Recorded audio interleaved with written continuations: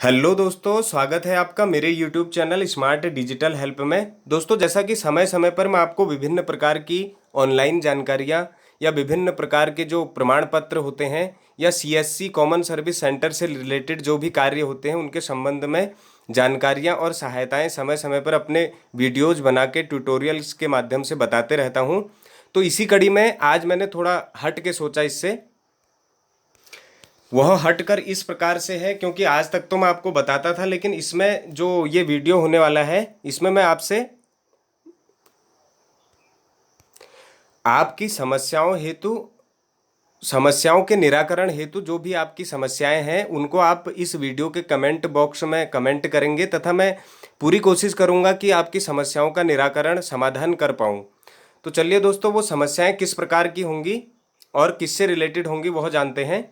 तो समस्याओं में जैसे कि मुख्य रूप से आज का समय है, अगर किसी भी कार्य के लिए अर्थात किसी भी ऑनलाइन फॉर्म अप्लाई करने के लिए तो हमें मुख्य रूप से प्रमाण पत्रों की आवश्यकता होती है, जिसमें कि स्थायी निवास, जाति प्रमाण पत्र, आय प्रमाण पत्र, रोजगार पंजीकरण प्रमाण पत्र, जन्म प्रमाण पत्र, मृत्यु प्रमाण पत्र, या फिर चाहे सामान्य जाति के 10% आरक्षण स्वर्ण आरक्षण हेतु प्रमाण पत्र हो, या फिर पर्वतीय निवास प्रमाण पत्र हो, या फिर इस बीच जो एक चर्चा का विषय है लॉकडाउन ई पास हो, इससे संबंधित। तो कई प्रकार के प्रश्न उठते हैं। कुछ लोग कमेंट्स में पूछते हैं, कुछ लोग कन्फ्यूजन के मारे उस पर इनिशिएटिव लेते ही नहीं हैं।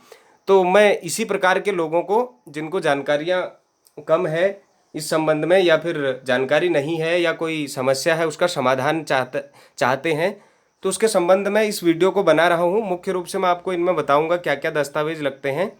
फिर भी अगर आपका कोई दस्तावेज इनकम्प्लीट है या फिर आप उसके संबंध में ज़्यादा जानकारी नहीं रखते हैं, आपके मन में कोई संदेह है, या फिर एक्सपायरी से रिलेटेड या वैलिडिटी से रिलेटेड किसी भी प्रकार के अपने सवाल आप कमेंट में रखिए, मैं उनका पूरा एक तटस्थ जवाब देने का प्रयास करूंगा।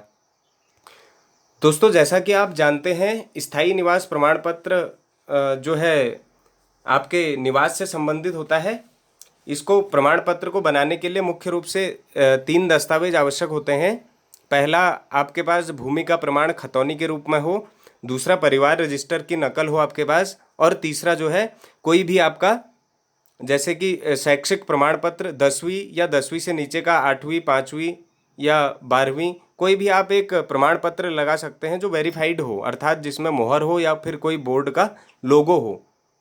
तो इस प्रकार से आप जाति प्रमाण पत्र स्थायी निवास प्रमाण पत्र बना पाएंगे। और जाति प्रमाण पत्र के लिए भी लगभग सेम ही प्रक्रिया है, माफ़ कीजिएगा, सेम ही दस्तावेज हैं, खतौनी, परिवार रजिस्टर और अंक पत्र। लेकिन इसमें ज़रा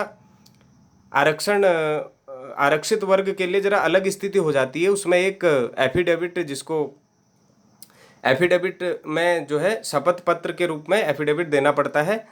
उसमें OBC वाले हो या SC हो या ST हो, उनको जो है एफिडेविट की आवश्यकता भी पड़ती है। नंबर 3 है आय प्रमाण पत्र।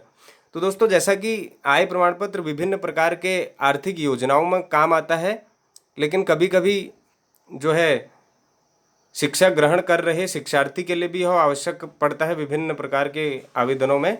तो आय प्रमाण पत्र बनाने के लिए हमें मुख्य रूप से एक ओरिजिनल राशन कार्ड की आवश्यकता होती है, एक परिवार रजिस्टर चाहिए होता है तथा आवेदक का फोटो चाहिए होता है। तो दोस्तों, इसमें आवेदक उसको बनाएंगे आप जो कमाऊ सदस्य है परिवार का। तो अगर जैसे किसी परिवार में किसी का जैसे राशन कार्ड अलग नहीं है, चाचा ताऊ साथ भी हैं, तो उनमें से किसी का भी बन सकता है। ऐसा नहीं है कि जो मुखिया है उसी के नाम का या कमाऊ सदस्य के नाम का बनेगा, बशर्ते वह 18 साल से ऊपर की आयु का हो और कमाई का कुछ जरिया हो। तो चौथा स्टेप है दोस्तों, रोजगार पंजीकरण प्रमाण पत्र। इसमें जो है रोजगार पंजीकरण कार्यालय जो होता है, जैसे अल्मोड़ा में 2 हैं, एक अल्मोड़ा है और एक रानीखेत एम्प्लॉयमेंट एक्सचेंज है, तो वहाँ पर रजिस्टर होता है। इसमें आपके विभिन्न एकेडमिक्स जैसे 10वीं 12वीं BA MA 2 PDF बनते हैं इसमें। एक में ये लगेगा, दूसरे वाले में आपका आधार कार्ड, स्थायी निवास, जाति प्रमाण पत्र लगेगा। तो जाति प्रमाण पत्र अगर आप सामान्य वर्ग से हैं तो आपके पास नहीं भी है, हो जाएगा, लेकिन कैटेगरी वालों के लिए यह आवश्यक होता है। अब 5वां क्रम है जन्म प्रमाण पत्र का। तो दोस्तों, जन्म प्रमाण पत्र में मुख्य रूप से इसमें 2 वर्गों में बनता है। पहला तो 21 दिन से पहले, दूसरा 21 दिन के बाद। अगर जन्म 21 दिन के जन्म के 21 दिन के भीतर आप अप्लाई करेंगे तो इसमें मुख्य रूप से एक एएनएम की रिपोर्ट या हॉस्पिटल की रिपोर्ट चाहिए होती है। एएनएम या हॉस्पिटल, जिसका हॉस्पिटल में डिलीवरी हुई है हॉस्पिटल की, वरना एएनएम की जिनकी सरकारी हॉस्पिटल में डिलीवरी होती है उनका तो वहीं से प्रमाण पत्र, जन्म प्रमाण पत्र बन के आ जाता है। लेकिन जो प्राइवेट में कराते हैं या फिर घर में जो है प्राकृतिक रूप से जन्म होता है, उसमें जो प्रमाण पत्र लगेगा एएनएम द्वारा प्रमाण पत्र, और जो है दूसरा 2 लोगों का आधार कार्ड, और इसके बाद और जो है जिसने जन्म लिया है उसकी फ़ोटो, तथा एक आवेदक बनाया जाएगा उसमें, चाहे माता या पिता किसी को भी, तो उनका जो है आधार कार्ड चाहिए होता है। तो दोस्तों इस प्रकार से जन्म प्रमाण पत्र बनता है। अगर 21 दिन के बाद की स्थिति हो या फिर जैसे कोई 10वीं 12वीं में पढ़ रहा है उसका जन्म प्रमाण पत्र बनाना हो, तो उसमें आप जो है शैक्षिक दस्तावेज और एक एफिडेविट, 21 दिन के बाद का मतलब अगर 10वीं 11वीं में पढ़ रहा हो तो 21 दिन के बाद की स्थिति के लिए एफिडेविट लगेगा एक, और दस्तावेज सेम लगेंगे, एक पासपोर्ट साइज़ फ़ोटो, और जो है वह खुद आवेदक बन सकता है उसमें, और जो है शिक्षा का प्रमाण पत्र। शिक्षा का प्रमाण पत्र उपलब्ध न होने की स्थिति में आप आधार कार्ड भी लगा सकते हैं। उसके बाद जो है मृत्यु प्रमाण पत्र किस प्रकार बनेगा, इसमें भी सेम प्रक्रिया होती है। अगर 21 दिन के भीतर आप बना रहे हैं तो एफिडेविट नहीं लगेगा, और उस समय क्या चाहिए होगा 21 दिन के भीतर के लिए, मृतक की फ़ोटो, और जो है गांव के, परिवार से बाहर के मतलब गांव के किन्हीं 2 लोगों का आधार कार्ड, और एक एएनएम या आंगनबाड़ी द्वारा एक प्रमाण पत्र जिसमें कि बताया जाएगा मृत्यु प्राकृतिक रूप से हुई है करके, तो एक ये लगेगा। तो अगला आता है 10% सवर्ण आरक्षण के संबंध में। तो दोस्तों इसमें एक डिटेल्ड वीडियो तो मैं बनाने वाला हूँ जल्द ही इस पर, लेकिन मोटा मोटा यहाँ पे बता देता हूँ।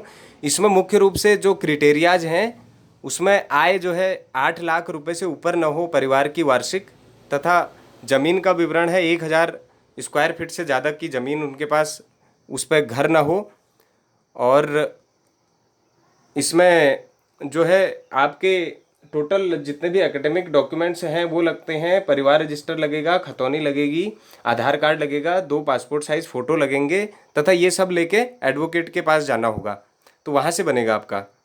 चलिए इस पर डिटेल्ड वीडियो बनाऊंगा, ज़रा लंबी प्रक्रिया है, लेकिन किसी ने जैसे अप्लाई करना हो या फिर आधी जानकारी हो और कुछ पूछना चाह रहा हो वो कमेंट करके पूछ सकते हैं। और पर्वतीय निवास प्रमाण पत्र है जैसे दोस्तों, पर्वतीय निवास प्रमाण पत्र में क्या करना होगा आपको, इसको बनाने के लिए आपका स्थायी निवास और एक जो है शिक्षा का अंक पत्र और एक पासपोर्ट साइज फ़ोटो चाहिए होता है। बकाया लॉकडाउन ई पास है। लॉकडाउन ई पास के लिए आपको मुख्य रूप से एक आवेदक का आधार कार्ड चाहिए, मोबाइल नंबर चाहिए, तथा साथ में जा रहे कुल सदस्यों का नाम, उम्र और पिताजी का नाम और मोबाइल नंबर, तथा साथ ही पूरा जहां आप जा रहे हैं और जहां से जा रहे हैं वहां का पूरा एड्रेस। तो दोस्तों इस प्रकार से आज की वीडियो थी। तो इसके संबंध में आपके पास जो भी सवाल होंगे आप मुझसे पूछ सकते हैं, मैं कोशिश करूंगा आपके सभी सवालों के जवाब दे सकूं। तो धन्यवाद दोस्तों। वीडियो को शेयर करें, लाइक करें तथा चैनल को सब्सक्राइब करें।